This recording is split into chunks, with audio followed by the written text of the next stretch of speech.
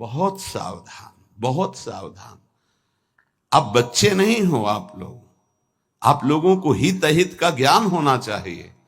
इंद्रियों की मांग को अपनी मांग मानना, मन की विलासता को अपनी मानना, यह आपको बांध देगा, प्रकृति में बांध देगा, माया में बांध देगा। भागना पड़ेगा, संसार स्वीकार करना पड़ेगा, गिरना पड़ेगा। इस बात को अंदर से समझिए। आपको बहुत मजबूत रहना है। अभी तो माया ने कोई प्रश्न ही नहीं किया आपके सामने। अभी तो सिर्फ पढ़ाई चल रही, तब आप भागते हो अंदर से, बाहर से चाहे हमारे नजदीक भले दिखाई दे रहे हो। और जिस दिन प्रश्न आया तो आप ये समझ कितने नंबर आएंगे आपकी परीक्षा के। पहले ही आप मांग कर रहे हो जगत की, तो जब प्रश्न आएगा कि एक तरफ जगत का आकर्षण, एक तरफ प्रभु का आकर्षण, तो आप उत्तर क्या दे पाओगे? क्योंकि पहले ही जगत का आकर्षण है, इसी को तो मिटाना है। नहीं समझ पा रहे आप, इसी को मिटाना है आपको। जथा लाभ संतोष सदा काहू सो कछु न चाहूंगो। जैसे मेरे प्रभु रखे वैसे रहूंगा, कभी कोई चाह नहीं करूंगा। सच्ची मानिए, यदि आप सतमार्ग में चल रहे हैं तो कोई चाह नहीं रहे। जैसे आपसे पूछा जाए क्या आप पसंद करते हैं, नहीं बोलिए आप क्या पसंद करते हैं, किशोरी जी का नाम दे दीजिए हमें, इसमें रति हो जाए। नहीं, वैसे क्या पसंद करते हैं? किशोरी जी का धाम, दिव्य वृंदावन मेरे नेत्रों में झलकने लगे, दे दीजिए आप।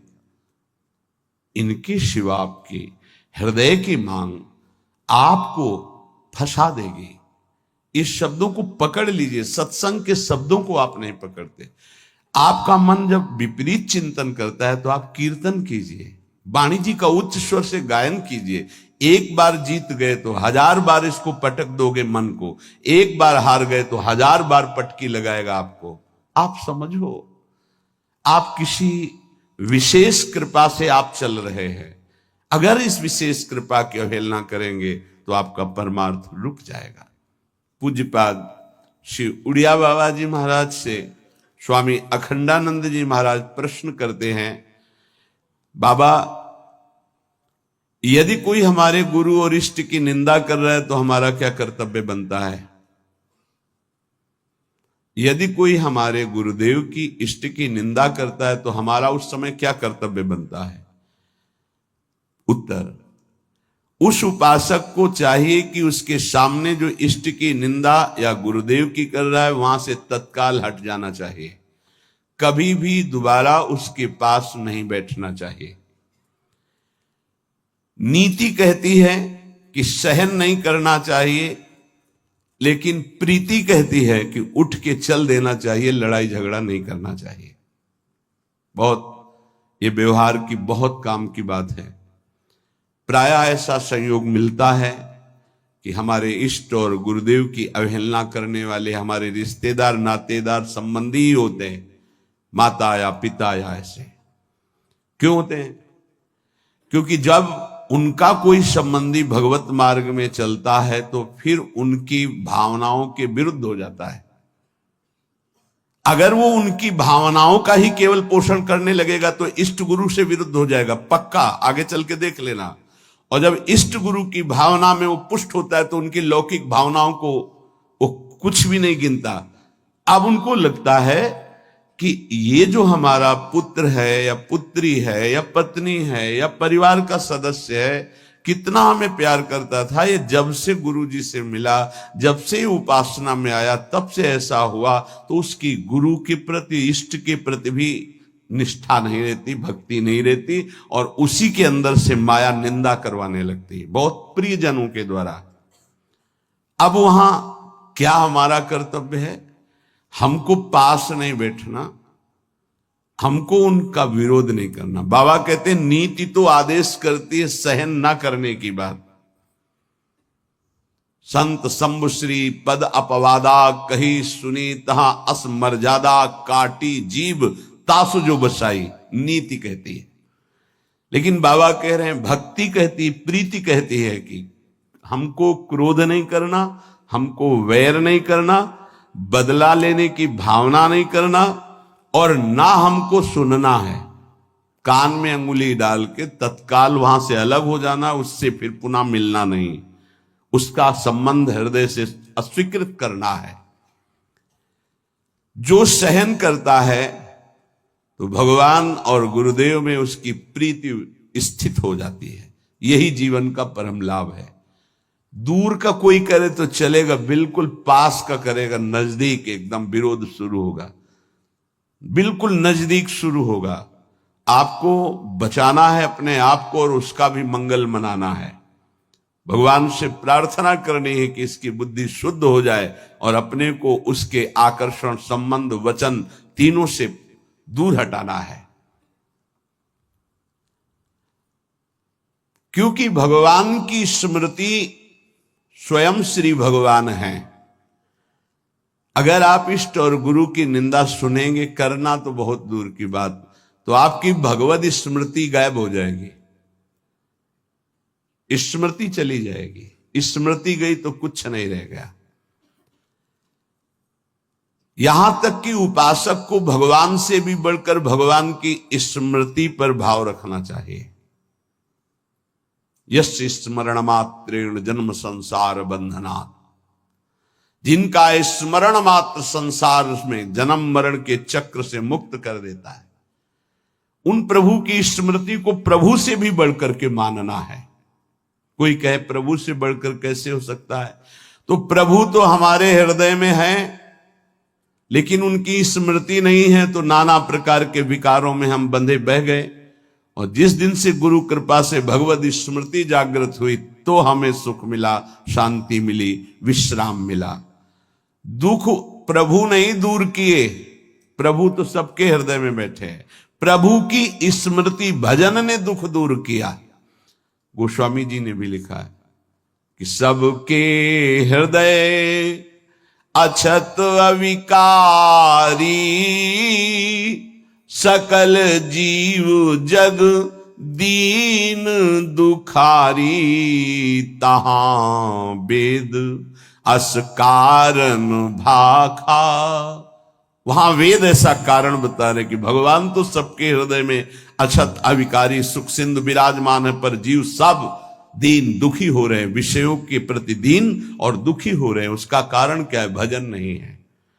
भगवान के होते हुए दुख निवृत्त नहीं हुआ, लेकिन जे भी भजन प्रारंभ हुआ भगवत स्मृति, वो दुख को जड़ से मिटा दिया। इसलिए भगवत स्मृति भगवान से भी बढ़कर, ऐसे भगवान की स्मृति देने वाले गुरुदेव और जिनकी स्मृति ऐसे हमारे आराध्य देव, अगर इनकी कोई निंदा करे तो मेरा प्रिय कैसे हो सकता है? माया जहां आप एकाग्रता करके प्रभु में लगने की कोशिश करेंगे तो विविध रूपों में आकर आपको आकर्षित करेगी। आप आकर्षित ना हो, आप विरोध से परास्त ना हो, आप अपनी भक्ति को पुष्ट रखें। जो जीव मेरा और तेरा, मैं और मोर, इसी को महत्व दे रहा है, वो भगवान से प्यार नहीं कर सकता। क्योंकि भगवान से प्यार करने के लिए इस मेरा और तेरा को, लौकिक शब्द को मिटाना पड़ेगा। मैं सिर्फ प्रियालाल का हूं, प्रियालाल मेरे, बस ये हृदय की स्थिति होनी चाहिए। देख लीजिए, प्रभु में ऐसी स्थिति, अनन्य चिंतन तभी हो सकता है जब हृदय में बात आ जाए कि मैं प्रभु का, प्रभु मेरे, बस सिर्फ प्रभु मेरे। प्रभु का वैभव रचा हुआ नहीं, प्रभु का जो भी है वो उससे मेरा संबंध नहीं, प्रभु से संबंध है। प्रभु का रचा हुआ तो अखिल ब्रह्मांडों में रजोगुणी लीला हो रही, तमोगुणी लीला हो रही, सतोगुणी लीला हो रही। नहीं, हमें प्रभु चाहिए, ये लीला नहीं, ये माया नहीं। जितनी भगवान की स्मृति में जन डूबते हैं, उतना ही आनंद का अनुभव होता है। पर जब हृदय में भोगों के प्रति राग होता है और जब वो नहीं मिलता तो क्रोध हो जाता है, चिड़चिड़ा स्वभाव हो जाता है, नाक में गुस्सा भर जाती है। ये उपासक सावधान इस वृत्ति से। नहीं, अगला इसका जो कदम है उसका नाम है भय। राग भोगों का, बराबर भोग तुम्हें मिलते रहे ऐसा सृष्टि में कभी किसी को नहीं होता। परिस्थिति बिगड़ती भी है, कभी ऐसी परिस्थिति आती है कि मनोनुकूल भोग नहीं मिलते, उस समय क्रोध, चिड़चिड़ा स्वभाव, नहीं शासन में लीजिए, नहीं अगला कदम जो है वो बड़ा भयावह है। राग से क्रोध और क्रोध से भयावह स्थिति। नित्यानंद रस की अनुभूति के लिए चलने वाला उपासक हृदय में भोगों का राग न रखे, नहीं तो क्रोध, चिड़चिड़ा स्वभाव हो जाना, कुछ अच्छा ना लगना, वो विध्वंसक भाव आगे भय उपस्थित कर देगा, आपकी चेष्टा भयावह होगी। भक्ति में मुख्य बात है भक्त कभी भी महापुरुषों के वचनों की अवहेलना न करे, अपराध न करे, इसका पूरा ध्यान रखे, नहीं तो बुद्धि भ्रष्ट हो जाएगी। ये मैं गूढ़ बात कहता हूं। जिन उपासक के अंदर भोगों का राग है, क्रोध है, भयावह कल्पनाएं हैं, वो आज्ञा का उल्लंघन करते हैं। अगर आज्ञा पर चलोगे तो कभी माया आपको परास्त नहीं कर पाएगी। साधन भक्ति, जब सिद्धा भक्ति में फिर निश्चिंतता आती है, निर्भयता आती है, निशोक आता है। साधन भक्ति में साधक को बहुत सावधान रहना है। ये 6 बातें साधन भक्ति में होंगी तभी सिद्ध स्वरूप जागृत हो जाएगा। पूज्यपाद उड़िया बाबा जी, चिदानंद समुद्र भगवान की निश्चित प्राप्ति हो जाएगी, सिद्ध पुरुष हो जाएगा यदि ये 6 बातें रही। पहले, भारी से भारी आपके प्रति कोई अपराध कर दे तो उसे क्षमा करने की आपके अंदर वृत्ति होनी चाहिए। क्रोध करके उसको मानसिक संकल्प करके दंड देना, या शारीरिक दंड देना, या समुदाय से दंड दिलाना, किसी भी प्रकार का ऐसा भाव नहीं होना चाहिए। जैसे आप भजन करते हैं, आपके मन में संकल्प बना कि तुमने हमारा अपमान किया है, तुम्हें भगवान देख लेंगे, भोगोगे, तो यदि भजन बल है तो लागू हो जाएगा उस पर और वो कष्ट भोगेगा पक्का। लेकिन वो तो कष्ट भोगेगा शारीरिक, पर आप खाली हो गए और अब भजन की वो वृत्ति आएगी नहीं, क्योंकि आप सिद्धांत से गिर गए। या आप शारीरिक बलवान हैं, आपने उसको पीट दिया तो आपका भजन बल क्षीण हो जाएगा, आपका मार्ग अवरुद्ध हो जाएगा। या आपके बहुत अनुयायी हैं, उनसे पिटवा दिया। किसी भी तरह से दंड दिलवाना भक्ति को खो देना है, ये बात अच्छे से समझ लीजिए। तो पहला है क्षमा। किसी भी कारण से एक भारी से भारी अपराधी को भी क्रोध करके दंड देने की भावना ना होना।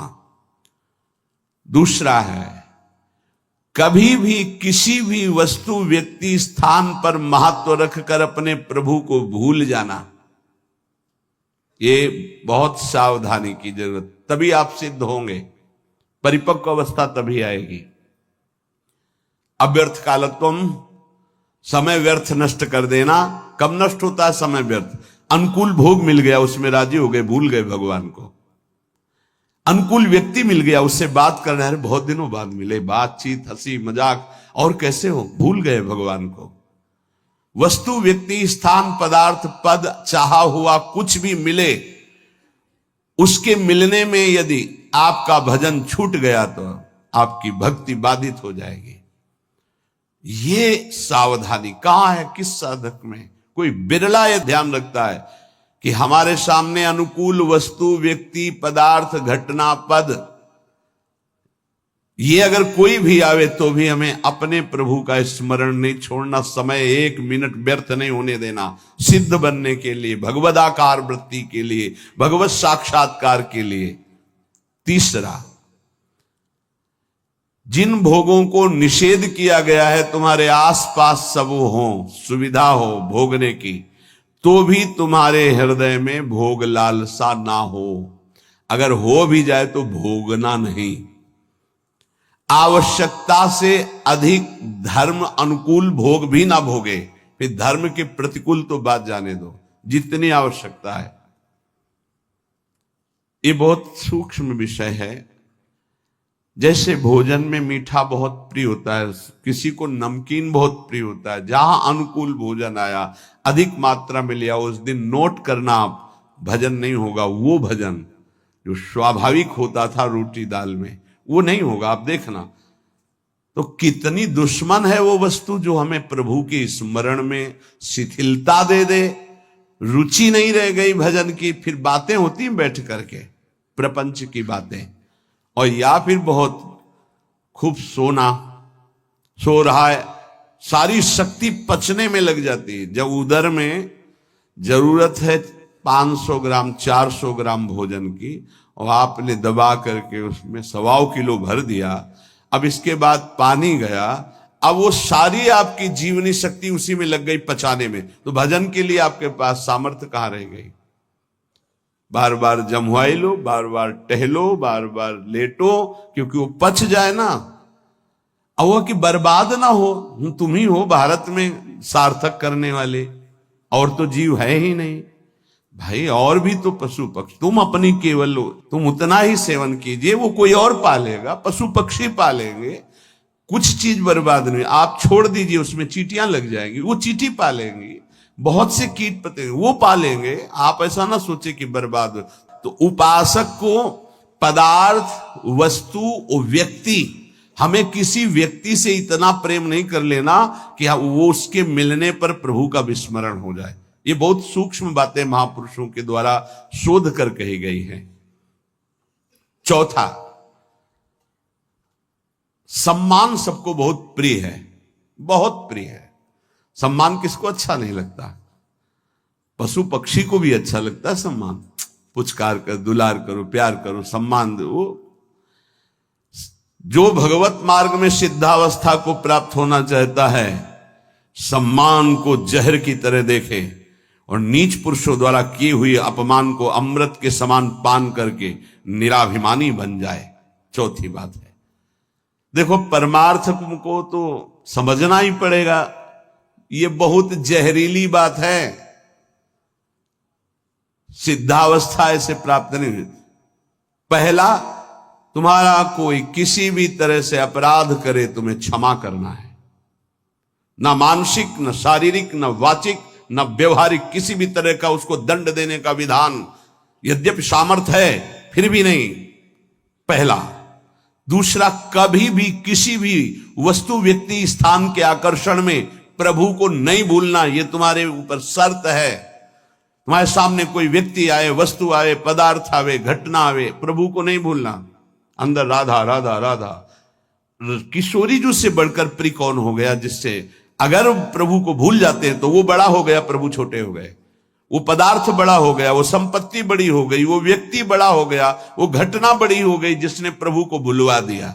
नहीं। तीसरा, विविध प्रकार की भोग सामग्री आसपास फ्री भोगने के लिए हो, फिर भी नहीं भोगना, क्योंकि हमें भगवत साक्षात्कार करना है।